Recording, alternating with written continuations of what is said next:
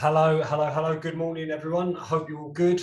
As always, we'll just give it a couple of minutes at the start here just to let other people just come into the room. There's going to be a few more people joining us. So, look, hope you're all good. Hope you found yesterday's sessions beneficial. Obviously, talking around a peak state is something that we will come back to over and over again, not just because of the importance of it, but because of the importance of what we're looking to do this year around stepping into that new identity, stepping into that 2022 identity. What does that look like? I imagine for most of you, if not all of you, that is someone who looks like they want to be on the front foot. They want to be a high energy. They want to feel confident. They want to feel assured. I've seen some of the things that you've put in the group around your new identity. And within that, we need to hone a peak state. Now, I think it's important before we get into today that we really delve into one little thing here. When I've presented to you around peak states, around anchoring, around certain ways that you can shift your mindset from negative to positive, your boundaries, your guidelines, what that looks like is completely and solely you. You can choose what that looks like. You can choose what that shift looks like, what that looks like. What I might have certain techniques that work for me, but trust me, I've picked up and put down more than I can remember. What matters is what you can actually do for you. So if you find that shaking it out, if you find that going for a little walk around the block shifts your state, if you find that getting out for a quick run shifts that state, then that's what works for you. Because within this process, there's a difference between being coached and being advised and things like that and being told. My goal here is not to tell you. My goal here is to advise and coach you and give you different options. And I hope that makes sense, because look, as we step into today's session, as we step into this today, an important part that we're going to speak around is commitment and discipline. And when I mean commitment and discipline, I mean pretty much exactly what it says on tin. The commitment and discipline to be able to follow through. And we can use that, and we can do that from the power of rituals and showing mental resilience. And that's what I'm going to touch on with you today. And as I said, today's structure is going to be slightly different. And I'll tell you from the outset now, we're going to have this session. We're going to work on this session. We're going to go through these principles together. And this evening, I'm going to make it an open room. And what I mean by an open room is that anything that we have discussed over the last 5 sessions, two each on the previous day and this morning, we're going to make it an open room for a Q&A for people to come in and ask questions, if you will. There's still the same slot, 6 till 6:30. If you feel like you're on track with where you're at, then great. Perfect. You know what? More power to you. Carry on doing what you're doing. Continue to implement that. But if not, if there's a question that you might have, if there's a bit of advice you want to have, if you want to just drop in and see maybe if someone asks a question that you think could benefit you, then that's what this evening is going to be about. Okay. But anyway, for today, commitment and discipline. Very, very simple. What is the simplest way to stay committed and disciplined long term? Because ultimately, look, this is what we want here. We want to be able to stay committed and disciplined long term. And my whole philosophy is making it simple. I think, and I've done it a little bit during this challenge, that we can back it up with science and we can make it complex and we can say all these different things. But ultimately, what us as humans like is simplicity. We like to know what we need to do, how we need to do it, and follow through. And with that, and targets, exactly. So what is the simplest way to stay committed and disciplined? Very, very simple. Number 1, make the goal about something bigger than just you. And I'm going to go into detail on this next slide. Make the goal about something bigger than just you. If you have a goal just for yourself, you'll do so much. If you have a goal for something bigger than you, you'll tap into something a lot deeper, a lot more profound, a lot more in spirit, as we say. That is number 1. Number 2, create a set of non-negotiable rituals. And non-negotiable rituals is in bold for this very reason. And I'm going to touch on both of these in the next couple of slides in a little bit of detail. Each of these, making the goal about something bigger than you and creating a set of rituals, has got 3 little subsectors to it, which we're going to go into. But if we can just strip that back, staying committed and staying disciplined is ultimately following through on what we said we're going to do. It's that simple. It's following through on what we said we're going to do. Now, there's certain ways and certain techniques that we can use to invoke that a little bit deeper, and that's what I'm going to show you. But ultimately, that's what we want to do. Say you're going to do it, follow through on it. So, number one, make the goal about something bigger than just you. And you can see this asterisk here. And the reason is in the top right corner there, it says, it must matter to you. It must matter to you. And the reason I say this is because I was working with someone at the start of the year, and her goal was to lose weight, essentially. And within losing weight, she said she wanted to change up her diet structure. She wanted to change up her nutrition structure, all these different bits. Now, with that, her goal was to become a vegan. Now, completely her choice, this and that. So I was like, okay, that's great. Why do you want to become a vegan? And she was telling me about the environment. She was telling me about her personal views around not wanting to eat animals and all this sorts of thing. So great, she's made it about something bigger than just her. This goal may be, and she stayed on track with this goal, maybe 2 to 3 weeks. 2 to 3 weeks, that's all. And when we come back to revisit it, and I spoke to her about it, I was like, look, you told me something about so passionate to you, so that mattered so much to you about the environment and about the animals. She's like, yeah, I said that just because I thought that's what you know you should say if you're becoming a vegan. And I thought that was something that sounded quite nice. I know, I can tell what you're like behind the screen. That's what I was like. It must matter to you. Just because it might be societal's reasoning, just because it might be someone else's reasoning, is not enough oomph. It isn't enough drive. It isn't enough leverage, which we're going to get to in a moment, to invoke change in you.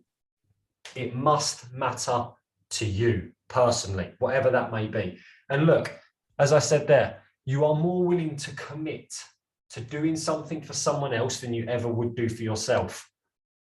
Why have I told you each time, or why have I advised sometimes to put it in the group? Because it becomes bigger than just you. Why have I said about having an accountability partner or a coach or someone you can speak to or someone you can bounce ideas off? It becomes bigger than just you. You are more willing to commit to doing something for someone else than you ever would do for yourself. For those of us who sometimes set deadlines for ourselves at work, we get so much done. For some of us who have a colleague or a boss or a manager who says, I need this done at this time, it's always done. Because we commit to doing so much more for someone else than we ever would do for ourselves. For ourselves, we end up justifying. We end up ending up reasons. We end up giving up certain things that make us feel, cozy inside. Why? Because this brain isn't made to thrive. This is a 2 million-year-old brain that we've got. If we want to actually thrive in this, if we want to actually condition this brain, we have to take control of it, because this brain is a 2 million-year-old brain. It's the same brain that we had, like I said previously, that when we was in the caves defending ourselves, trying to fend off tigers. It is that brain. It's a survival brain. We want a thriving brain, and to do this you must condition it, and one way that you do that is by you making it bigger than just you. And look, the 3 subsectors here. Number 1, you must create leverage. Some of you have heard me talk about this before. But when we talk about creating leverage, you are creating such a deep, profound, impactful meaning about how this will influence the lives of others, how this will lead to a better you, what you can achieve by becoming this person who commits. How does this make you feel about yourself? And you can see in bold, detail is key. Detail. I do this at least once a year for myself with certain goals. And normally, you ever have it where you just start writing and then all of a sudden your brain can't keep up with the pace of your pen?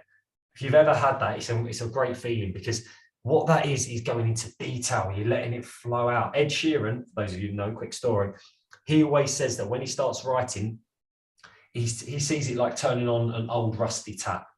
For the first bit, it's all just that horrible, crappy, sewagey water that comes flying out. Then it starts to get a bit more flowing. Then it starts to flush fresh, cold, flowing water.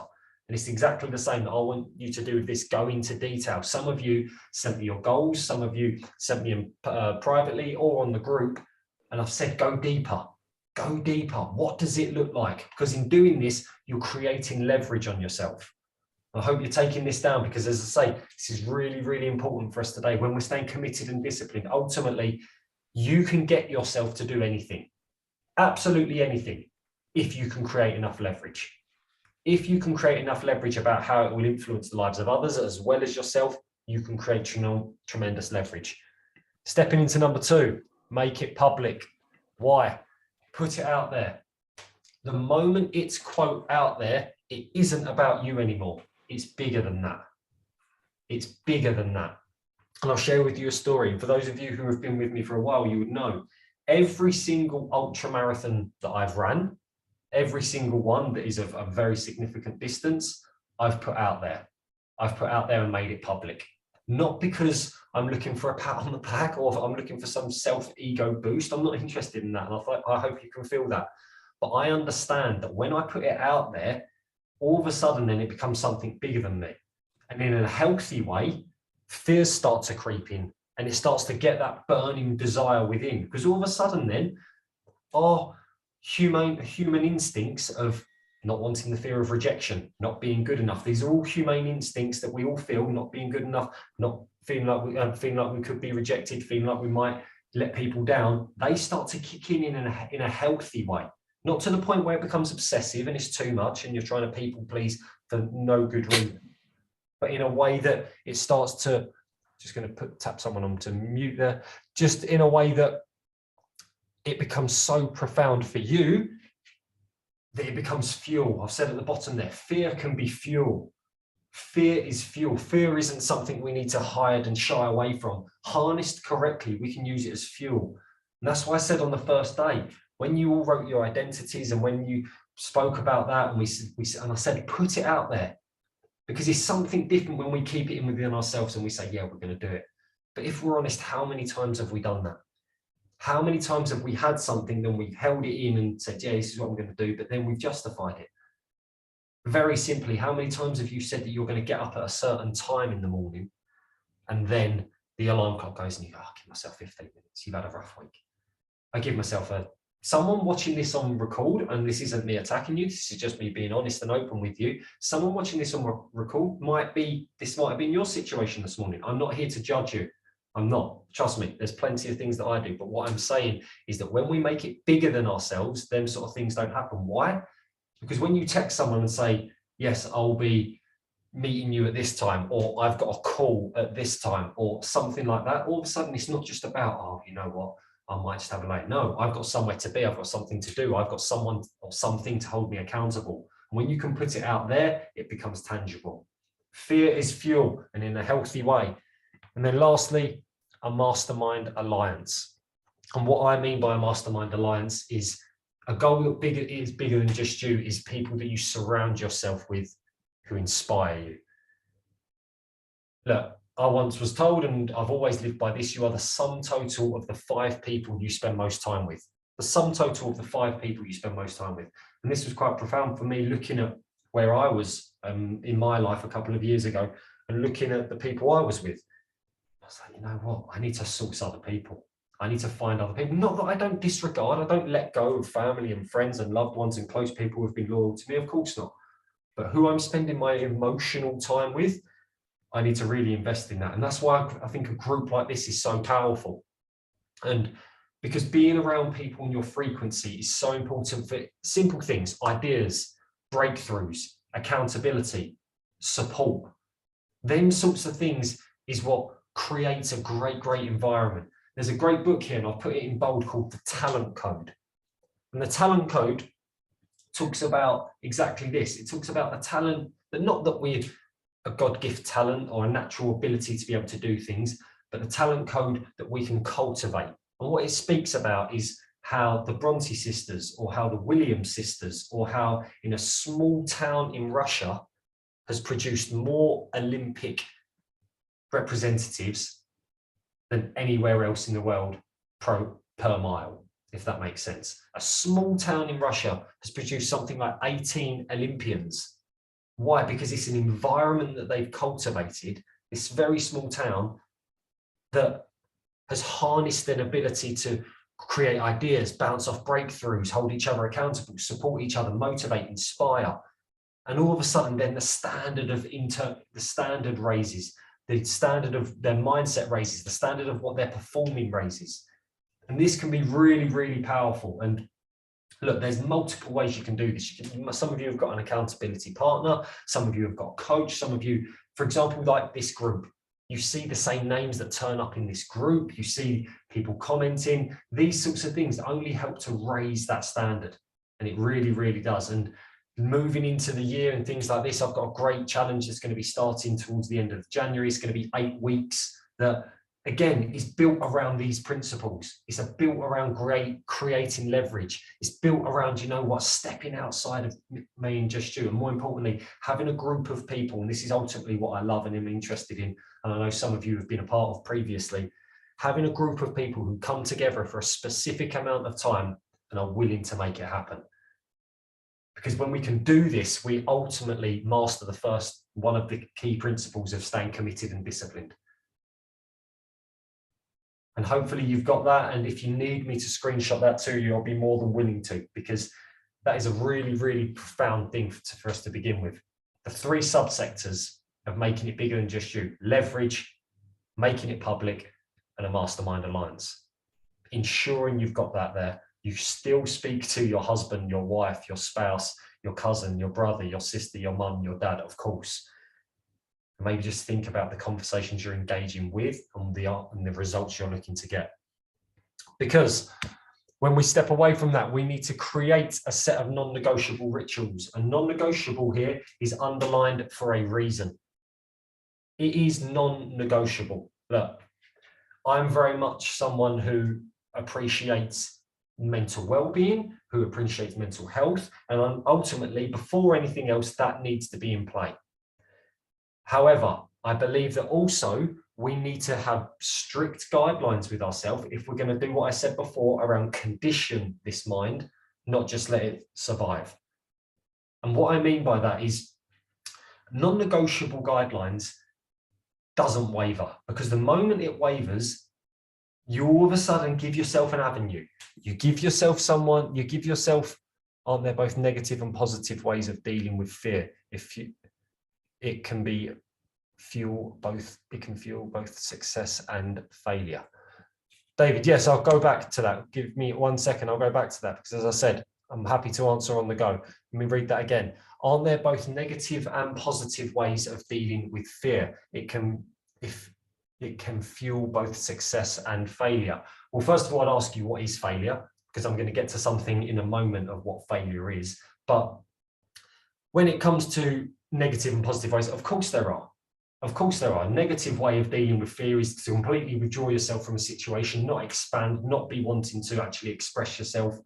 Or fear is a physical response. So look, let me give you a very good example here. And this was someone who I trusted quite a lot, and they was able to work with someone very high up in the music industry. And this person in the music industry said that before they went on stage, they started to get very fearful. And he was like, okay, what does fear look like to you? And he was like, basically, I start to get all angsty. I start to get a little bit fidgety. A little bit like what we said about anxiety yesterday. I start to get fearful of what people might think, what people might think of me, and my hands start to get all clammy. My heart starts to race. I start to get a little bit short of breath. So that could be a negative way of dealing with fear. He was letting that consume him. He was letting that absolutely swarm his being. And ultimately, the fuel was completely dampened by the fact he didn't direct his focus into something that he can do. Now, this is the truth, absolute truth, that this same coach of mine, who had the fortune of working with, as I say, quite high-end people, also worked with someone else in the music industry, not as high as the other guy, but she said, do you know what, before I get on stage, I really have this angsty feeling. I start to feel like my hands start to get a bit clammy, my heart rate starts to go a little bit. Do you know what I mean? My mind starts racing. I start to think, what are people going to think of me? But it's in that moment that I know, you know what, I'm ready to go. And when he told me this story, it was almost like a light bulb went for me. because two people here are experiencing the exact same things. One is using it as what we said there, David, a negative way of dealing with fear. Someone else is using a positive way. And the only difference in that was the meaning they give to what was happening. The meaning of what they give. One used it as fuel, one used it to burn out their fuel. Can you see the difference there? Because, as I say, that only comes down to a focus thing. And ultimately, like what I said at the start of this call, it comes down to you, how you choose to interpret it. So when I say fear starts to creep in, and you can use that as a burning desire within, when I've put it out there and I start to get that feeling of, oh God, I've put that out there now, I've committed to running 110 miles to these people, a lot of people, and this and that. As I said, it's not about me, it's about out there. But for me, I use that as drive. When I'm deep into my race and people have sometimes donated to a cause that I believe so passionately in, it's not about me. It's about my word to people. It's about my commitment to people, and it becomes bigger than that. So I hope that touches on what you've asked there, David, because yes, it can be fuel for both success and failure, but the way you direct your focus and how you use the meaning will ultimately dictate whether it is a success or failure. So stepping back into where we were here, creating a set of non-negotiable rituals. It needs to be non-negotiable. Look, this is something I say to myself, I do not negotiate with this mind. I don't negotiate with it. I'm in total control. I command it. I command of this. When I was telling you about my shower ritual, of course, that was part of my peak state, that cold shower, but mostly is to say, I do not negotiate with this. This isn't something that's up for debate. This isn't something that we can talk about and, maybe give yourself a day off. No. You will stand under this cold shower. And the reason is because, one, it puts you in a peak state. But yes, two, you will say that you will follow through and you will do it. Remember that muscle, that discipline, that muscle we spoke about, getting that bicep doesn't happen over time. It happens consistently. I do not negotiate with things like that. I'm not talking about being stubborn in business or anything else. I'm talking about with yourself, with your non-negotiable rituals. It is non-negotiable. It is done. And with that, sometimes you need to show a little bit of grit and resilience. And look, this first sentence, if you can take this in, if you can actually understand that and maybe put that into play in your own life, crazy. You will lose more on the days you don't feel good than you will gain on the days you feel great. That should say you will lose more by not showing up for yourself on the days you don't feel good, than you will gain by showing up for yourself on the days you feel great. Because on the days we don't feel good, this is where most people, you know what, I'm not going to do it today. I'm not going to fill in the blank. I'm not going to stick with that nutrition plan. I'm not going to follow through on that run I said I was going to do. I'm not going to speak to my spouse or show her the love, attention, the attention that they need. You will lose more on the days you don't feel good than you will gain on the days you feel great. And look, that can just be small wins, small wins. What about managing and capitalizing then? How does this link up? What do you mean, sorry, Sabina, about managing and capitalizing? If you don't mind just going into a little bit of... Yeah, sure. Morning, everyone. So, when in a previous thing, when we are doing this whole, when you don't feel great, just manage your day or exercise or whatever it is. And when you feel great, capitalize on it. How does this then link to that, if that makes any sense? Yeah, absolutely. And thank you for your question. Thank you. Because look, I'm not, as I said the other day, I done it last night. I went for a run, and I'm not someone who's robotic. I'm not someone who says that every single day, you're going to be at the absolute peak of absolutely everything. We're not. We're humans. There's things that go on. There's things that come out of the blue. We get stressed. We have these emotions and things like that. That's fine. But what I'm interested in is those small, consistent habits that it says there that lead to your goal every day. Small wins every day. Because, as I say, on the days where you don't feel great, that is oftentimes that instead of exactly what I think you've touched on there, Sabina, about managing, I think most of us don't go into managing, we go into retreat mode.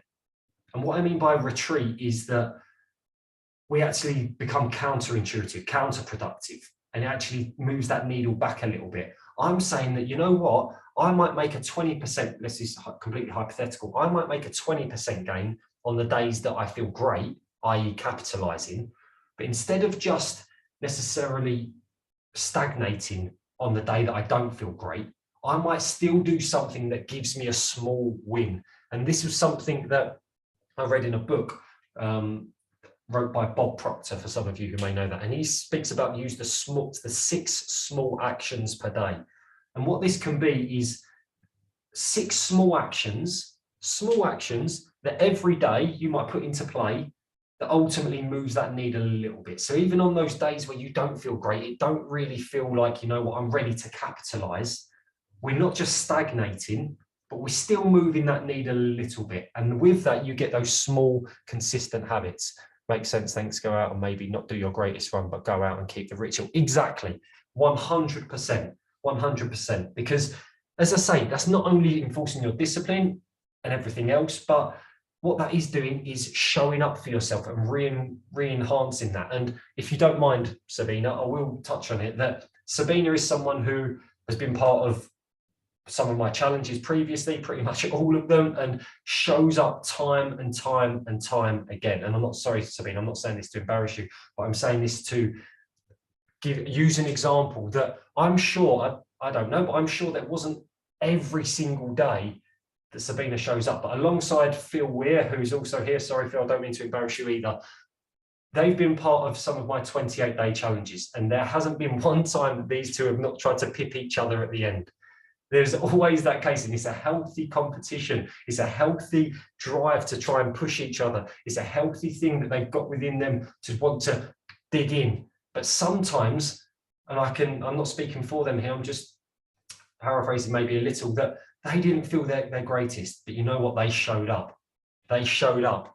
Phil has, during lockdown, sorry, Phil, I'm going to too much detail, I think has had maybe 2-3 knee operations on one side, showed up every single day ready to work.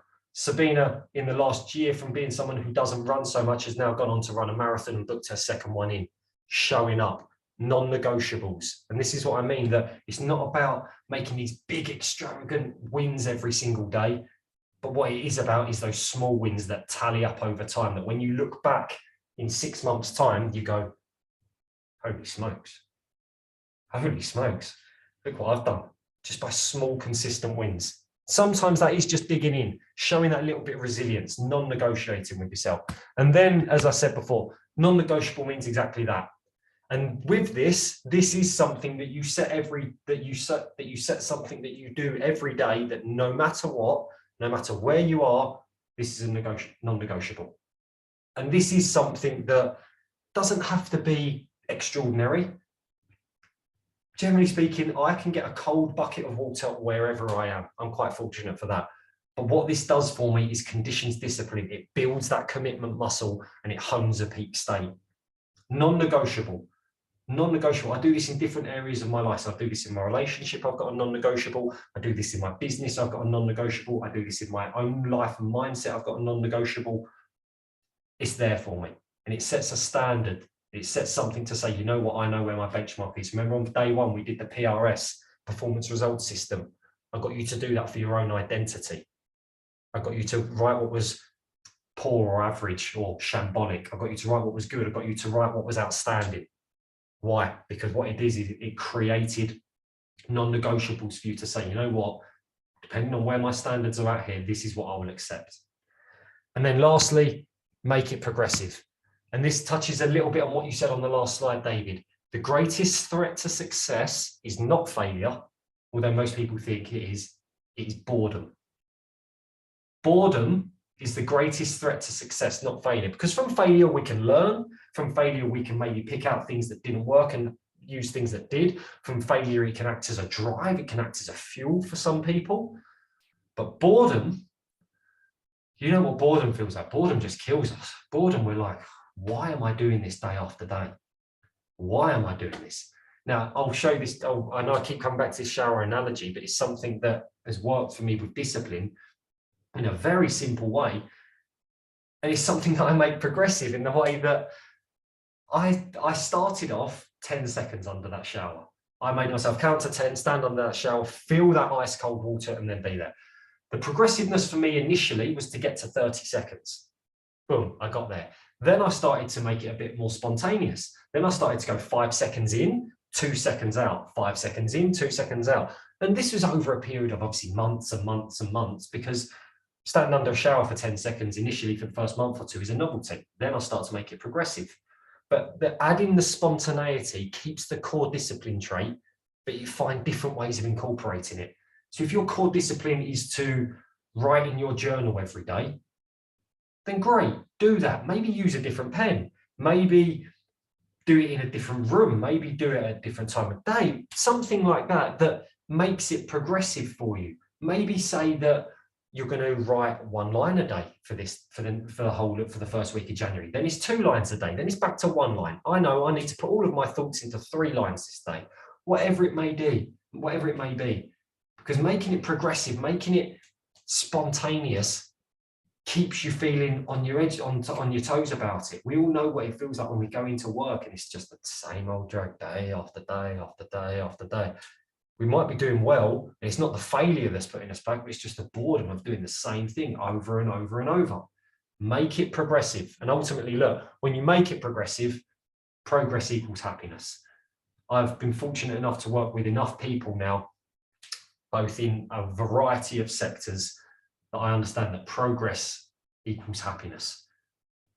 I was working with a player, and they've publicly said, I won't say the player, but they publicly said, so I'm happy to say that I was working with Tottenham Hotspur Football Club, and we were speaking around a certain player, and a big thing of his was around these non-negotiable habits. And they were speaking about they couldn't tap into a certain part of his psyche. And I said, look, we need to create these types of habits. We need to create them. And we went through this and went through this and went through this. And then all of a sudden, the thing for him was these little challenges, these little daily wins that I made progressive. That was like, okay, can you do this now? Can you do this? Can you do this? Can you do this? And all of a sudden, then it got momentum for him. And it's not groundbreaking, but it's just understanding the human psyche. It's understanding what makes us tick and what makes us work and what really gets us going. And if you can really take that in, if you can really put that down, committing, showing discipline, it isn't this big, oh, I've lost my discipline, I haven't got any commitment. Trust me, you've got more commitment than what you know. And if you don't know, speak to me and I'll show you, because look, you can easily get your brain on that frequency. If you are struggling with this, you can list, and hopefully you can see my board here, maybe just slide me along. List 3 times in your life where you've showed great commitment and discipline. Really think about it.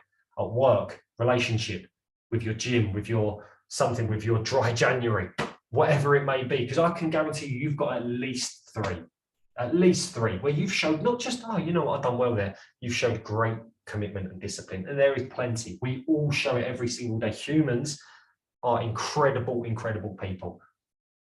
If anyone's watched it recently on Netflix, The 14 Peaks, guy scales 14 of the highest mountains in the world. Incredible commitment, incredible discipline. People are incredible. You are incredible, trust me.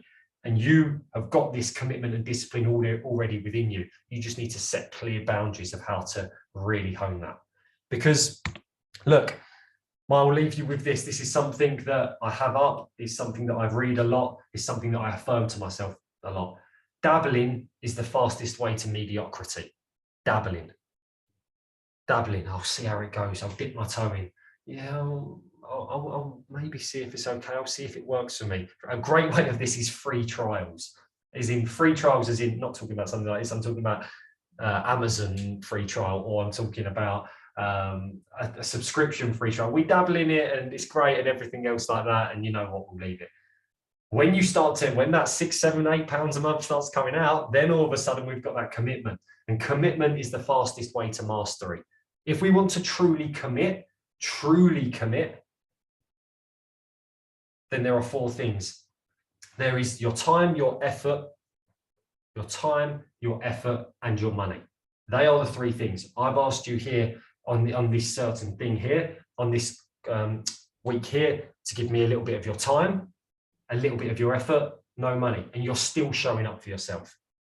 When you can do those three things, I'm not saying with me, I'm saying in any realm, you're committed. And underneath that, there's emotion. This is maybe a conversation for a little bit of a different day. But look, dabbling is the fastest way to mediocrity. Commitment is the fastest way to mastery. And look, today's action plan, assess your current goals and look at your reasons, and I've underlined why. Because as I said at the start, some of you have sent me them, some of you have put them in the group. I don't know, this isn't for me to say. Have you got enough leverage there? Have you created a big enough reason why? And you know that as well as I do, because if it's not churning you up, if it's not something that is raging, created an inferno inside you, then my guess would be it hasn't been quite, you haven't got enough reasons at the moment. And using those principles that we've done about a reason bigger than just you, you can then tap into that. Then when you've done that, ensure your goal is about something bigger than just you. Use the 3 steps we've discussed and go into detail. Look, emotion is intensity, and intensity creates inner drive. Emotion is intensity, intensity creates inner drive. Then we create a set of non-negotiables. And this is now not about what you're doing for your identity, but maybe doing something every single day that is going to move you in that direction a little bit. No matter what your external goal, you're looking for internal enhancement. That's what we always talk about. Start to condition that. Maximum of 5 minutes here. Don't want us to be spending all day. Maximum of 5 minutes. And then implement an action to follow through with immediately. Never leave the sight of a goal without doing something towards its attainment. We touched on it. And look, your bonus task today, post at least one of the above in our Facebook group. And look, it's very simple. You're going to do yourself this little hack here. You're already going to tick one off list by making it public. Why not cement that by sharing your non-negotiable with your mastermind alliance? 3 things that you've done there. Post at least one of the above. Step into it. Step into that. Commit. Show discipline. Show resilience and say, you know what? This is where it starts. This is where it ends. This is what I'm putting in place. And from that, you put your flag in the ground to say, you know what? I've got a marker. This is what I'm going to do moving forward. And not only that, but you're sharing that with people who are on the same wavelength as you. People who've shown